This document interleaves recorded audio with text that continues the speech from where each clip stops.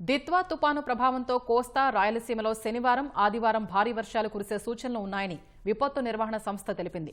మత్స్యకారులు సముద్రంలోకి వేటకు వెళ్లవద్దని, రైతులు వ్యవసాయ పనుల్లో జాగ్రత్తలు తీసుకోవాలని సూచించింది. ప్రస్తుతం నైరుతి బంగాళాఖాతం శ్రీలంక తీరాన్ని ఆనుకుని దిత్వా తుపాను కేంద్రీకృతమైంది. ప్రస్తుతానికి ట్రింకోమలికి 80 కిలోమీటర్ల దూరంలో ఉంది. పుదుచ్చేరికి 480 కిలోమీటర్లు, చెన్నైకి 580 కిలోమీటర్ల దూరంలో కేంద్రీకృతమైంది. గడిచిన 6 గంటల్లో 8 కిలోమీటర్ల వేగంతో కదిలిన తుపాను ఎల్లుండికి ఉత్తర తమిళనాడు, పుదుచ్చేరి, దక్షిణ కోస్తా తీరాలకు చేరుకునే అవకాశం ఉంది.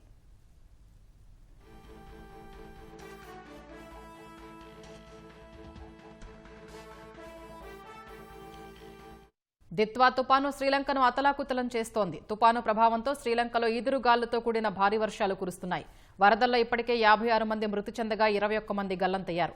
సుమారు 50,000 మంది దాకా నిరాశ్రయులయ్యారని అధికారులు వెల్లడించారు. ప్రస్తుతానికి ట్రింకోమలికి 40 కిలోమీటర్ల దూరంలో దిత్వా తుపాను కేంద్రీకృతమైంది. శ్రీలంకకు వెళ్లాల్సిన విమానాల్ని అధికారులు కొచ్చి, త్రివేంద్రం విమానాశ్రయాలకు మళ్లించారు.